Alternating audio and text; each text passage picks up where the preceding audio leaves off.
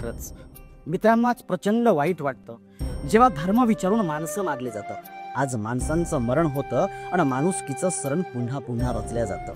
त्या तिरंग्यावरून सुद्धा आम्ही आमचे धर्म वाटून घेतलेत की का? वरचा केशरी हिंदूंचा, पांढरा ख्रिस्तांचा, हिरवा असणारा मुस्लिमांचा आणि निळ्या रंगाचं बिरबिरणारं अशोक चक्र बौद्धांचं दलितांचं। पण प्रश्न पडतो कधी कधी मनाला की दररोज उगवणारा मावळणारा केशरी सूर्य स्वतःला कधी फक्त हिंदूंचा म्हणून घेतो आहे का? हिरवीगार असणारी माझी सृष्टी स्वतःला कधी फक्त मुस्लिमांची म्हणून घेते आहे का?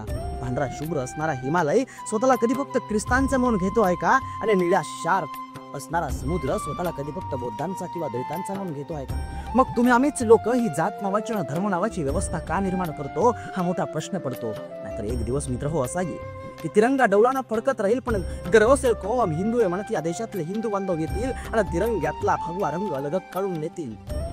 अल्लाहू अकबर असं म्हणत या देशातले मुस्लिम बांधव येतील आणि तिरंग्यातला हिरवा रंग अलगत काढून नेतील। बुद्धं शरणं गच्छामि, धम्मं शरणं गच्छामि, संघं शरणं गच्छामि म्हणत या देशातील बौद्ध बांधव येतील आणि तिरंग्यातला भिरभिरणारं निळ्या रंगाचं अशोक चक्र अलगच काढून नेतील। तिथे उरेल तो फक्त एकच रंग, तो म्हणजे पांढरा रंग।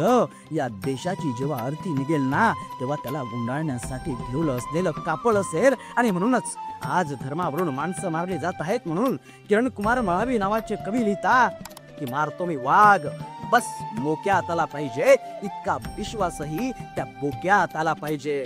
गर्व जाती आणि धर्माचा जरा नंतर करूया यार हो, देश पहिले आपल्या डोक्यात आला पाहिजे, देश पहिले आपल्या डोक्यात आला पाहिजे। आपण माणसं आहोत, धर्मानं जातीला बाजूला सारूया आणि माणूस म्हणून एक राहूया, माणूस म्हणून एक राहूया।